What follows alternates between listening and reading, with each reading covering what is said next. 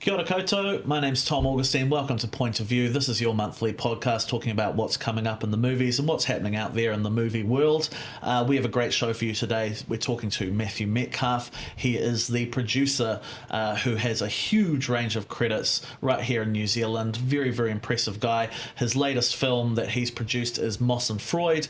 Really, really wonderful film about the meeting of minds between Kate Moss and Lucian Freud in the early 2000s to produce Naked Portrait 2002, a wonderful piece of art. It's a really, really great film, and it was a real pleasure to sit down and talk to him today, so stay tuned and check it out. Matthew Metcalfe is one of New Zealand's most storied producers with a list of credits as long as my arm. Very, very impressive resume of films, releasing the new film Moss Freud, which you produced. Thank you so much for being here with us today. I know you've just come in from Cannes, so it's wonderful to have you here. It's great to be here, and it's a pleasure. It's always good to talk to cinephiles. Yeah, absolutely. How was Cannes, speaking of cinephiles? Look, I'd be lying if I said that Cannes, the south of France, is not pleasant. Especially this year, there was no rain. It can often rain, but it was beautiful weather every day, very balmy, sort of 23 degrees with a light breeze. Is worse places to be, I can assure you. Do you get beach time? Do you get like suntan time while you're there? You do see people swimming when you're there, and Cannes is full of contrast. You've got people literally swimming 5 meters away from you while business deals are going on. It's a funny old place of contrast, but no, I can truly say I've never been in the water in Cannes, and nor have I ever seen a movie at Cannes. You were saying this before. I find that fascinating, but also I've heard this from other people as well. I guess it's just the amount of stuff to do. Look, it's a long way to go. It takes the better part of 30 hours from Auckland to get to Cannes, and it's a busy time, and you're a meeting after meeting after meeting, and I've often thought it would be nice to see a film, but you literally don't have the time. Yeah. And there's quite a bit involved in getting a ticket, etc. You've got to go line up. You've got to go, go into a kind of a system where you almost like a lottery. Yeah. You can put quite a bit of time into this, and honestly, you're there to talk to other people, not to see films, as much as you might want to. Absolutely. And speaking of a fantastic film, Moss Freud. Now, I really, really enjoyed this film.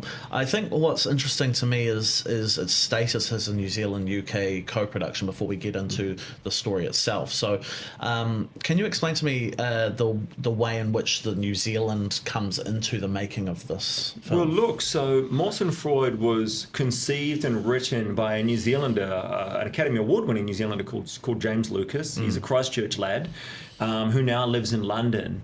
And so he pitched to me pre-pandemic this idea for effectively sort of a shorter film. I think that Sky Arts in the UK were looking to do some sort of 40-minute sort of featurettes for the Sky Arts channel, and he showed this to me to ask my thoughts, and I said to him, look, I love this.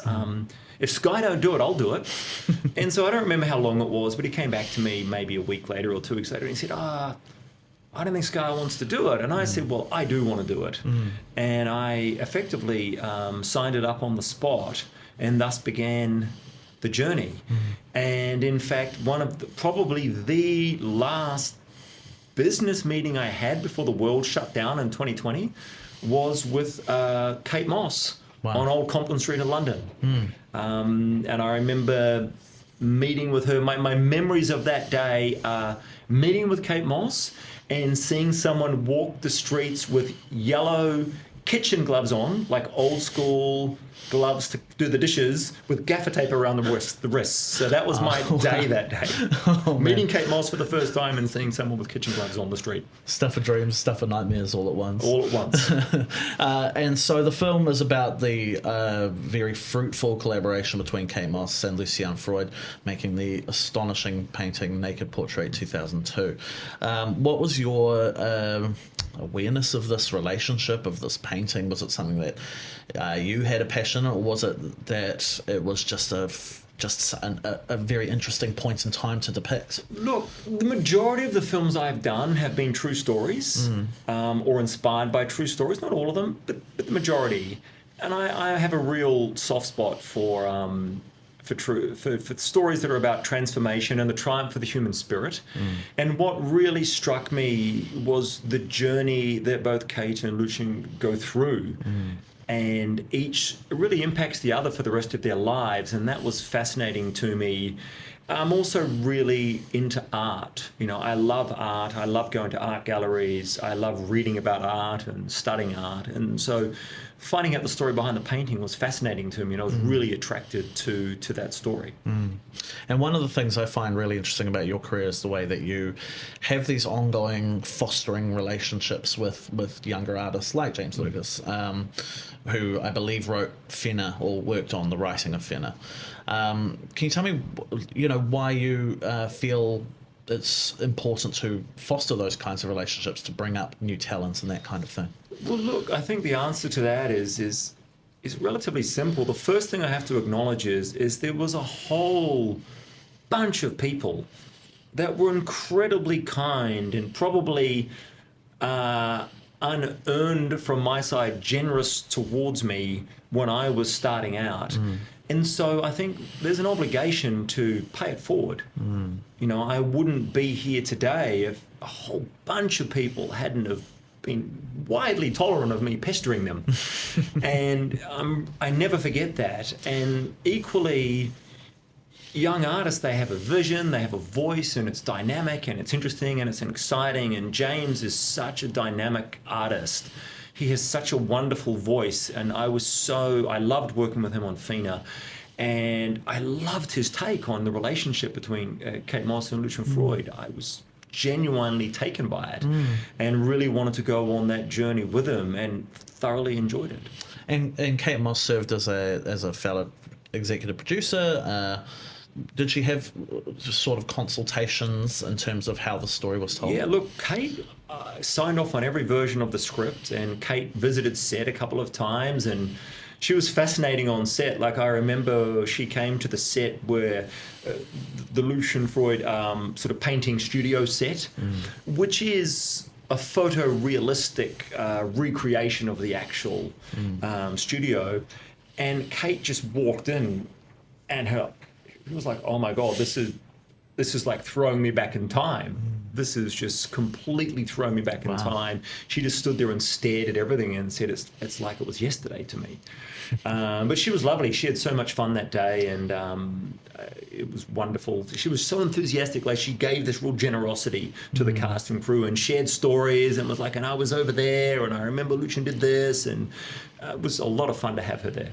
And I always find it fascinating because, the film is obviously very loving of Kate Moss, but also it's not entirely flattering. There are times where, she's presented in a less than positive light, and then, it does, bring us back. But how open was, obviously someone who is in the public light like that has to be conscious of their image and that kind of thing in something that's about them. So how was that managed?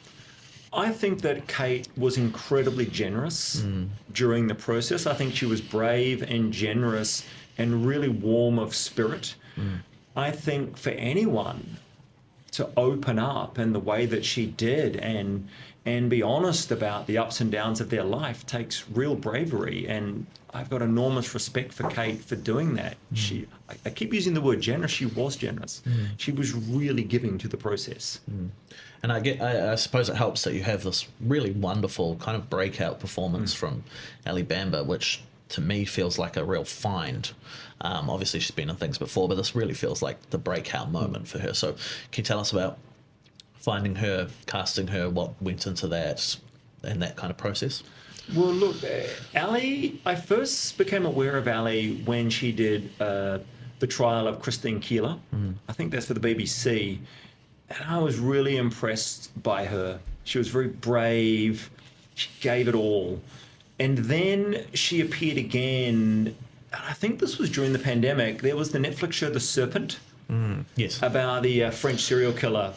And she had this really incredible role in that. And I was so impressed by her. So I remember ringing up James Lucas and saying, have a look at Ali Bamba. I think she's really interesting. And he probably came back to me the next day or 2 days later and said, she's amazing. So we went out to her I think she was the first person we went out to. Wow. Yeah. Yeah, but well, it makes sense because she really inhabits that role and has obviously the look that Kate Moss had as well. So it's a real like serendipitous kind of thing. Look, Ali, again, I use this word brave. It's easy for us to watch the film and forget. There's months of work from Ali to do that. She gave her all. She appears completely naked in the film. I mean, that's brave, and that's putting yourself out there. And I'm in awe of what she did. I think this is going to do wonderful things for her, and she really deserves all of that. Huge support. Now, you have obviously a very long, storied career, and you did mention, the beginning of your career and making your way up. And I'm very interested, obviously we don't have a huge amount of time, but I wanted to ask you about those early roots and that kind of thing. I understand that you were in the army as well before that. So I'm interested in the way in which, and knowing producers, I can probably imagine what your answer will be, the way in which the skills that you had in the military translated to producing. The army was something that I did after school because I didn't really know what else to do, and it seemed really cool. And I enjoyed it for a while. It was fun. It was an adventure. I was 17, 18 years old. Yeah, right. You're doing cool stuff like jumping out of helicopters and tanks and APCs and digging a lot of holes. But it was kind of cool. But what it does do is they have this saying in the army, which is adapt, improvise, and overcome. The whole thing in the military is, there's a saying in the military which is, no plan survives first contact with the enemy. And I've really adapted that to film to say that, no film plan survives day one. And you can just be assured that when you're filming that things will go wrong. I mean, like, here's a true story. We once made a music video for a band called The Feelers, right? The New Zealand band The Feelers. And Classic. we went out to the red centre of Australia. So if you're old enough, you remember Qantas used to do these television commercials in what they call the red centre, which is where the dirt sand is red. And so we went out to this place called Windora. It's 100 kilometres from where the border of Queensland, South Australia and New South Wales intersect. It had not rained in this part of Australia for years. So we go out there because it hasn't rained for years. Oh, no. And then it rains on us. That's what I mean by no plan survives first contact in the film business. We go somewhere where it hasn't rained for years and it rains for us. I always joke, if there's anywhere you want to make it rain, just get a really expensive film crew to go there for which they desperately need it not to rain, and you can be assured that then will rain. I mean, like within the New Zealand industry specifically, which is ever changing and morphing and all of that, I imagine that kind of adaptability and that ability to hit the ground running and be like, what are we going to do to make this work is something that is essential for a producer. You just have to really come at every problem with a sense of, okay, I'm going to try again, and then I'll try again. There's an old saying, which is Robert Rodriguez, El Mariachi fame, is sort of, I'm bastardizing what he said, but his view is that anyone can make a perfect film with unlimited time and unlimited money. The party trick is to make a great film with limited time and limited money and 1,000 problems. That's the real trick. Absolutely. And so, Moss and Freud, how do we see this film? When is it coming out? That kind of thing. Well, I believe Moss and Freud hits New Zealand cinemas later this week. So I would say check all the good listing guides. I'm sure it will tell you where to go, but it's a very beautiful film. There's been several screenings, and we've had some private screenings here, and I'm very proud of the fact that many people have come out wiping tears from their eyes. It's a very moving and heartwarming story. Very enjoyable. And clearly a labour of love for everyone involved. So congratulations again on this film, and thank you for making the time to speak with us. It's a pleasure. Thank you for having me. Cheers.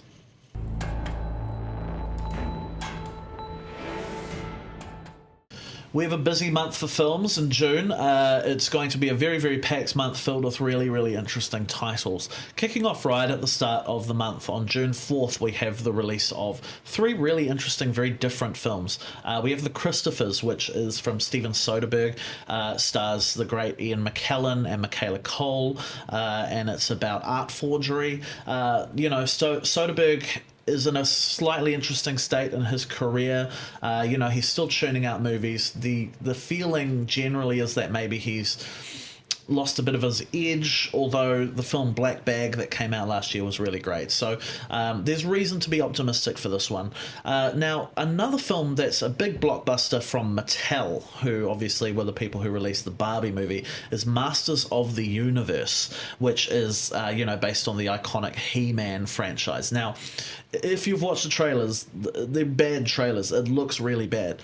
But I have heard some underground chatter from some critics that I know and trust that the film is better than the trailers suggest and might actually be good, if you can believe it. So I will be watching, and it's got some good talent involved, so let's see. Now, another film that I've just seen recently is Power Ballad. I actually really like this film. It's a film with Nick Jonas and Paul Rudd, and it comes from the John Carney, who made Once and Sing Street and a whole bunch of other films, and it's about a kind of aging rocker who is part of a wedding band who one night by chance runs into one of the biggest pop stars in the world, played by Nick Jonas. They write this song together, and then Nick Jonas's character essentially steals the song, and it turns into a massive hit, and it's about this man's kind of quest to get recognition for it. It's a film that initially seems like it's going to turn into something kind of treacly and sentimental, but it's a lot more hard-edged, and there's even a little bit of bitterness there that's really, really interesting, and it cuts through the sweetness in a really nice way. Paul Rudd, really great performance, one of his best, I think. Under the radar, but worth seeking out. June 11th, we have two big tentpoles about as different from each other as possible. We have Spielberg's new film, Disclosure Day. Now, this one also has some slightly shaky trailers, although I will say when I saw the big trailer in IMAX before a film, it hit different, and it has a different feeling. This is his return to the world of aliens. Obviously, this is well-trodden territory for him, War of the Worlds, Close Encounters, etc. This is a new take on that. There's always reason to be excited for a new Spielberg, no matter how you feel about different works of his. Now, the other film that's coming out is the return of the Scary Movie franchise, which is the, beloved but also quite ridiculed spoof franchise of the 2000s. Now, a lot of these 2000s titles are having a bit of a comeback, or even prior to that, we had The Naked Gun and other films like that with these kind of more spoofy, more like light-hearted versions of comedy that take virtually nothing seriously. And so we can see the reason why Scary Movie is coming back. They have brought back Anna Faris and Regina Hall, which I think is the important ingredient for this. We will see if they can turn it into something worthy of those great spoofs like Airplane and The Naked Gun. June 18th, we have the release of Toy Story 5. Now, the general feeling, I think, amongst a lot of critics is that this series probably should have ended with the very, very good Toy Story 3. Toy Story 4, I didn't mind, but definitely felt like an inessential item. Whether Toy Story 5 continues that trend or is a real comeback for the series, we will see. Leviticus is an interesting horror film, which, we don't know that much about, but has gotten really, really good reviews outside after its festival premiere earlier this year. And we also have The Death of Robin Hood, which comes to us from Michael Sarnowski, who is the director of the very, very good film Pig with Nicolas Cage, as well as A Quiet Place Day One, which was better than either of the other Quiet Place movies. Very, very good film. The Death of Robin Hood stars Hugh Jackman, who kind of looks to be doing a little bit of like a Logan take on the character of Robin Hood. Listen, the trailers didn't fill me with confidence, but let's see whether they can pull something out of the bag. June 25th is the real arrival of the summer blockbuster season. We have the arrival of Supergirl. So this is the follow-up to Superman. All eyes are on this because Superman was the kind of arrival of a new DC universe, and it was a success, but with caveats. and whether or not James Gunn's vision for the DC universe can be maintained by, in terms of financial success and also critical success. So we will see whether or not this film, which stars Millie Alcock from House of the Dragon, can live up to that name. We also have an animated film, the new Minions movie. This one is going to obviously be a huge blockbuster. Minions and Monsters. Now, usually I wouldn't talk about this kind of film, but this one does seem to have some sort of interest in film history and classic horror cinema in a way that suggests that maybe there's something going on underneath the hood there. So we will see. We also have the final Jackass movie. Now, there is a kind of growing critical consensus that the Jackass movies are worth revisiting in terms of their kind of cinematic value. Jackass Best and Last is as it says, the final outing for the Jackass franchise. Sure to be a hit, sure to be a continuation of all the things that series does so well. So that one's worth looking out for as well.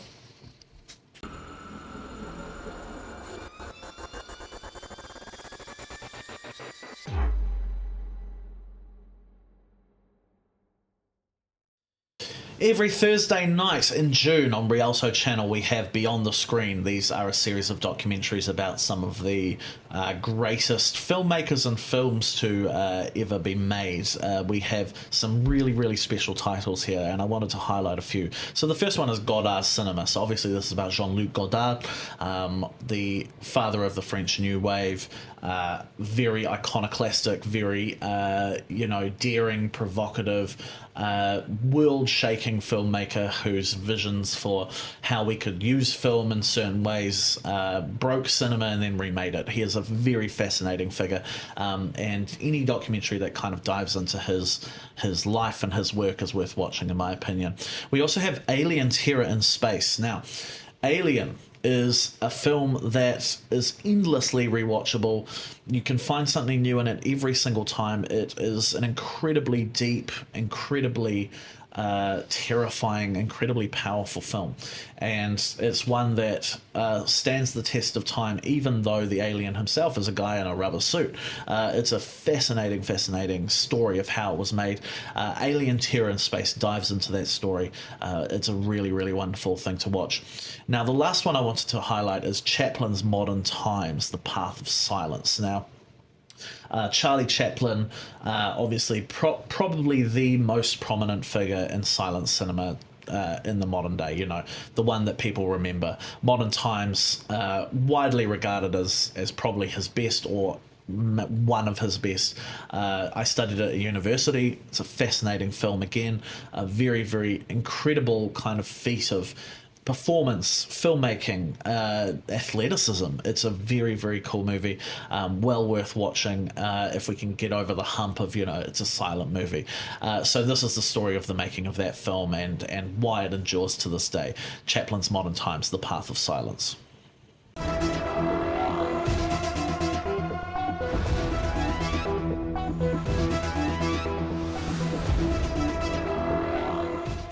There's a new streaming service in town. This one is for people who are looking for a real depth and breadth of really quality film in the truest sense. Film and documentary. I'm talking about RialtoView, which is a new streaming service that has a really wonderful catalogue, which is just growing every day. RialtoView.com, you can head over there. You get a 7-day free trial if you sign up. And I'm going to be talking about my picks that you can find on that service month to month. I want to start with this one because it is a collection that has been made in conjunction with the Italian Film Festival, and it is one of my favourite filmmakers of all time, Roberto Rossellini, the incredible master of Italian cinema, a filmmaker who is known for his neo-realist visions, his collaborations with his future wife Ingrid Bergman, a very, very impressive body of work, which you can find on RialtoView. Some of the greats, Rome Open City, which is a portrait of the city post-fascism, and Journey to Italy, Voyage to Italy, which is a fascinating kind of story of a relationship on the rocks with the great Ingrid Bergman. And then, of course, Stromboli, which is set on the incredible volcanic island Stromboli, again with Ingrid Bergman. Incredible film, one of my favourites of all time. Highly recommend you go and check this out on RialtoView.com. That's all from us here today at Point of View. Thank you so much for being with us today. My name's Tom Augustine. We'll be back next month with more news from the movie world and recommendations of what to watch. Ka kite.